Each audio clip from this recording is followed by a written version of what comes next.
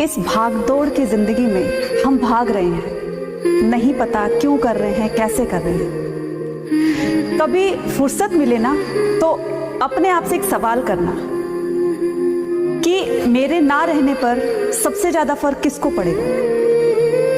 आपका मन आपको जरूर आंसर देगा और जिसको फर्क पड़ेगा बस उसके लिए जिए, बाकी सबको अपने हाल पर छोड़ दो।